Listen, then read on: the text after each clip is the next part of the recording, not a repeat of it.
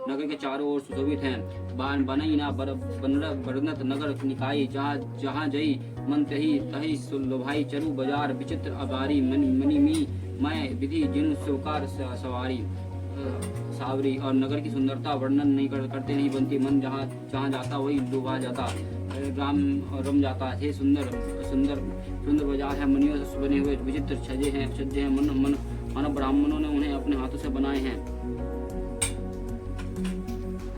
धनिक बनिक बर धनत समाना, बैठे सकल वस्तु ले नाना। चौट सुंदर गली सुहाई, सतत रही सुगंध सिजाई। कुबेर के समान श्रेष्ठ धनी व्यापारी सब प्रकार की अनेक वस्तुएं लेकर दुकानों बैठे हुए। सुंदर चौराहे और सुहानी गलियां सदा सुंदर सींची रहती है। मंगलमय मंदिर सब केरे, चित्रित जनु रतिनाथ चितेरे। पुर नर नारी सुभग सुचि संता, धर्मशील ज्ञानी गुणवंता। सबके घर मंगलमय है और उन पर चित्र करे हुए जिन्हें मानो कामदेव रूपी चित्रकरण अंकित किए हुए। नगर के स्त्री पुरुष सुंदर पवित्र साधु स्वभाव वाले, धर्म महात्मा ज्ञानी और गुणवान है। अति अनूप जहाँ जनक निवासु, विद कई विविध विलोकी विलासु। हो चिकत चित कोटि विलोका, सकल भगवान शोभा जन रोका। जहाँ जनक जी का अत्यंत अनुपम और निवास स्थान है, वहाँ के विलास को देखकर देवता भी चकित हो जाते हैं। मनुष्यों की तो बात ही क्या, कोट राजमहल प्रकटों के देखकर चिकित हो जाते हैं। ऐसे मालूम होता है मानो उसने समस्त लोगों की शोभा की रोक रखा हो। धवल धाम मुनि पुराट पट सुगठित नान भांति, सिया निवास सुंदर सदन। शोभा किमी कही जाती। उज्जवल महल में अनेक प्रकार के सुंदर रीति से बने हुए मणिजटित सोने के जरी के पर्दे लगे हुए हैं। सीता जी के रहने के सुंदर महल की शोभा का वर्णन किया ही कैसे जा सकता है। सुबह द्वार सब पुलिस कपाटा, भूप भीर नट मगध भाटा। बनी मिसाल बजी गज साला, आए गए रथ सुकल सब काला। राजमहल के सब दरवाजे सुंदर है, जिनके वज्र के और किवाड़ लगे हुए हैं। वहाँ राजाओं नाट और भक्तों और भटकों की भीड़ लगी रहती है। घोड़े और हाथियों के लिए बहुत बड़ी गौशाला और गजशालाएं बनी हुई हैं, जो सब समय घोड़े हाथी रथों से भरी रहती है। सुर सचिव सेन पर बहु तेरे, नृपग्रह सरिस सदन सब केरे। पुर बहेरे सरित समीपा, उतरे जहाँ तहाँ विपुल महीपा। बहुत से सूर्य मंत्री और सेनापति हैं, और उन सबों के घर भी राजमहल सरीखे हैं। और नगर के बाहर तालाब और नदी के निकट जहाँ तहाँ बहुत से राजलोग उतरे हुए हैं। देखिए अनूप एक अवराई, सब सुपास सब भांति सुहाई। कौशिक कहू मोर मनु माना, ही रही रघुबीर सुजाना। आमों के एक अनुपम बाग देखकर जहाँ सब प्रकार की शोभित थे, जो सब तरह से सुहाना था। विश्वामित्र जी ने कहा, हे सुजन रघुवीर, मेरा मन कहता है कि यहीं रह जाए। भले ही नाथ कही कृपा निकेता, उतरे तहा मुनि वृंद समेता। विश्वामित्र महामुनि आए, समाचार मिथिलापति पाए। करपा के धाम श्री रामचंद्र जी बहुत ही अच्छा स्वामीन कहकर वहाँ मुनियों के सम्मुख साथ ठहर गए। और मिथिलापति जनक जी ने जब यह समाचार पाया कि महामुनि विश्वामित्र आए हैं, संग सचिव सुचि पूरी भाट सुर पर गुरु ज्ञाति चले मिलन। मुनि ना कही मुदित रहु यही भांति। जब उन्होंने पवित्र हृदय और ईमानदार स्वाभाविक स्वामी भक्त मंत्री बहुत योद्धा श्रेष्ठ ब्राह्मण गुरु और अपने जाति के श्रेष्ठ लोगों के साथ लिया और इस प्रकार के प्रसन्नता के साथ राजा मुनियों के स्वामी विश्वामित्र जी से मिलने चले। किन्हीं प्रणामों चरण धरी माथा, दिनी असीस मुदित मुनिनाथा। विप्र परंद सब सादर बंदे, जने भाग्य बड़े राव आनंदे। राजा ने मुनि के चरणों पर मस्तक रखकर प्रणाम किया और मुनियों के स्वामी विश्वामित्र जी प्रसन्न होकर आशीर्वाद दिए। फिर सारे ब्रह्मांड ली के आदर सहित प्रणाम किया और अपना बड़ा भाग्य जानकर राजा आनंदित हुए। कुशल प्रसन्न कही बारा, विश्वामित्र निर्भय बैठारा। तही अवसर आए देव भाई, कहे रहे देखन फुलवाई। बार बार कुशल प्रश्न करके विश्वामित्र जी ने राजा को बैठाया। उसी समय दोनों भाई आप पहुंचे जो फुलवाड़ी देखने गए थे। श्याम और मुद्र व्यास किशोरा, लोचन सुखद विश्व चित चोरा। उठे सकल जब रघुपति आए, विश्वामित्र निकट बैठाए। सुकुमार किशोर और अवस्था वाले श्याम और गौर वर्ण के दोनों कुमार, नेत्र को सुख देने वाले और सारे विश्व को चित को छुड़ाने वाले। जब रघुनाथ जी आए तभी सभी उनके रूप और तेजस प्रभावित होकर उठ खड़े हो गए। विश्वामित्र जी ने उनके अपने पास बैठा लिया। भय सब सुखी देव देखी देव भ्राता, बड़ी विलोचन पुलकित गाता। मरुति मधुर मनोहर देखी, भयो विधु विधि विशेषी। दोनों भाइयों को देखकर सभी सुखी हुए। सबके नेत्र में जल भर आया, आनंद और प्रेम के आंसू उमड़ पड़े और शरीर रोमांचित हो गया। राम जी की मधुर मनोहर मूर्ति को देखकर विधे विशेष रूप विधे देह की विदोष रहित हो गई। प्रेम मगन मनु जनी नृप करी विवेकु धरी धीर, बिलो मुनि पद नई श्री गदगद गिरा गंभीर। मन के प्रेम में मगन राजा जनक ने विवेक आश्चर्य लेकर धीरे धरण किया और मुनि के चरणों से नवाकर गदगद कबीर वाणी से कहे, कहू नाथ सुंदर देव बालक, मुनिकुल तिलक के निरपकुल पालक। ब्रह्म जो निगम नेति कही गावा, वही वेश दही की सोई आवा। हे नाथ कहिए, ये दोनों सुंदर बालक मुनि कुल के आभूषण है या किसी राजवंशों के पालक, अथवा जिसका वेदों ने नीति कहकर गान किया है। कहीं वह ब्रह्म तो युगल रूप धार कर नहीं आए हैं। सहज विराग रूप मुनि मोर, तिकत होत जिम चंद चकोरा। तते प्रभु पूछो सती भाव, कहू नाथ जनी करो दुराव। मेरा मन जो स्वभाव से ही वैराग्य है और वो इस तरह मुग्ध हो रहा है चंद्रमा को देखकर चकोर। हे प्रभु, इसलिए मैं आपसे सत्य भाव से पूछता हूँ, नाथ बताइए, छिपावा न कीजिए।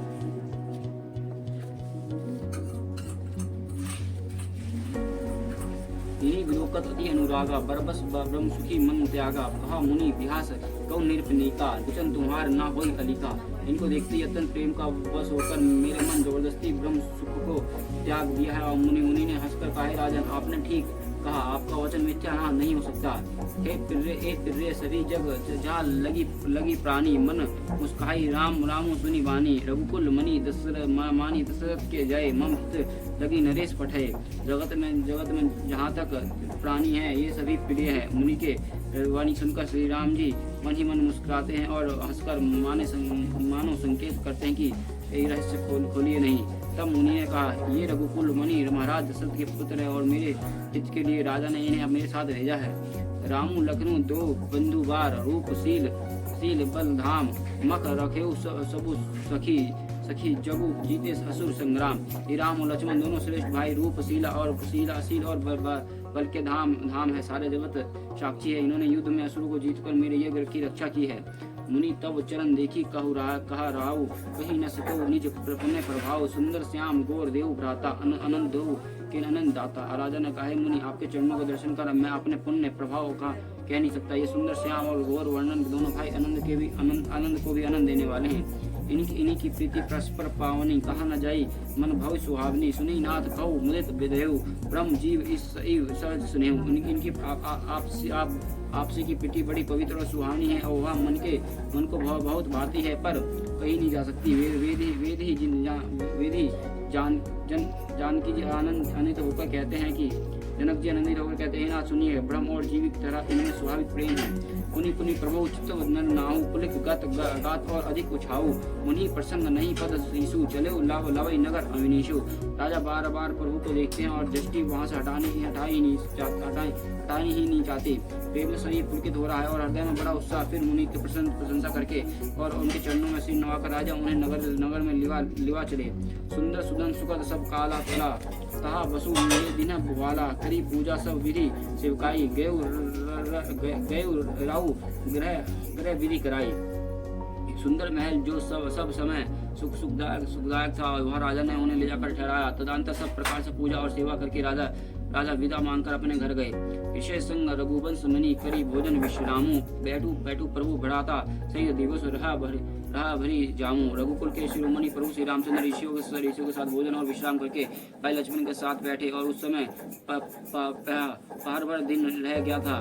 रतन हृदय लालसा विशेषी, जहाँ जाई जनकपुर आई देखी। प्रभु भय बहुरी मुनि मुनि सकुचाई, प्रकट न कही मुनि मुस्काई। लक्ष्मण जी के ने हृदय में विशेष लालसा की है कि जाकर जनकपुर देख आवें, परंतु प्रभु श्री रामचंद्र जी के डर है और फिर मुनि से भी सकुचित है, इसलिए प्रकट में कुछ नहीं कहते और मन ही मन मुस्कुरा रहे हैं। राम अनुज मन की गति जानी, भगत भगत चलता ही हुलसानी, परम विनीति सकुची मुस्काई, बोले गुरु अनुशासन पाई। श्री रामचंद्र ने छोटे भाई की मन की दशा जान ली और तब उन्होंने हृदय में भक्त वत्सलता उमड़ गई और उन्होंने गुरु की आज्ञा पाकर बहुत ही विनय के साथ सकुचित हुए मुस्कुराकर बोले, नाथ लखनऊ पुरपुरी देखन चाही, प्रभु सकोच डर प्रकट न कहाई, जो राउर आयुषु मैं पावो, नगर देखी तुरंत ले आओ।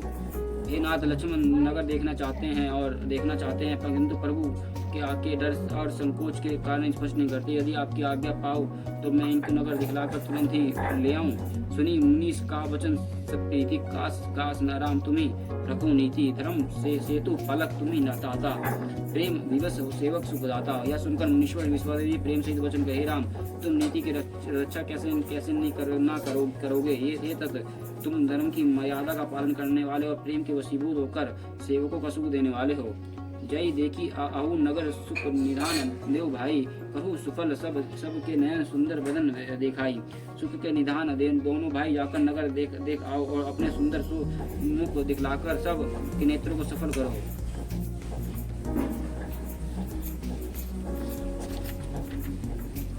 मुनि पद कमल बंदी देव भ्राता, चले लोक लोचन सुखदाता, पलक बिरन देख आदि शोभा, लगे संग लोचन मनु लोभा। सब लोगों में नेत्रों को सुख देने वाले दोनों भाई मुनि के चरण कमलों की वंदना करके चले और बालकों का झुंड इनकी अत्यंत शोभा देखकर साथ लग गए। उनके नेत्र और मन लुभा गया।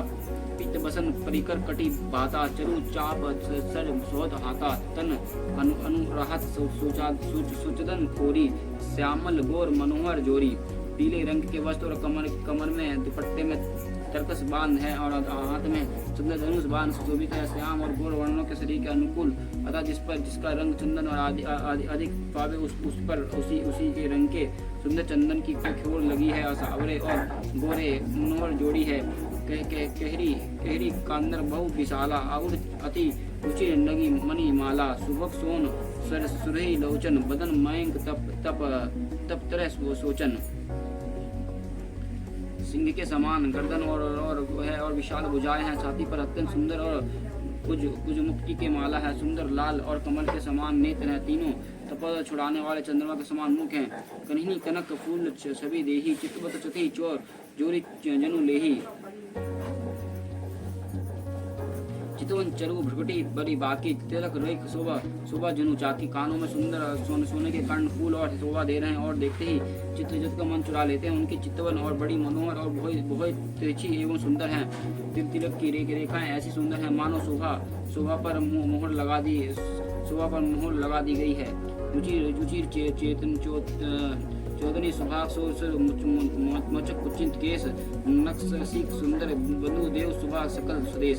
सिर पर सुंदर चौकनी टोपियां हैं और चौकनी टोपियां काले और रघुरारे बाल हैं। दोनों भाई नक्शे लेकर सीखा तक सुंदर है और सारी शोभा जहाँ जैसी चाहिए वैसी ही है। देखन नगर रूप आए समाचार पूर्व विष्णु पाए दे धाम कम सब त्यागी, बनु रंग निधि लुटन लागी। जब पूर्वा शिव ने यह समाचार पाया कि दोनों राजकुमार नगर देखने के लिए हैं, तब वो सब घर बार और सब काम चौका छोड़कर दौड़े और मन मानो दरिद्र खजाना लूटने दौड़े हों।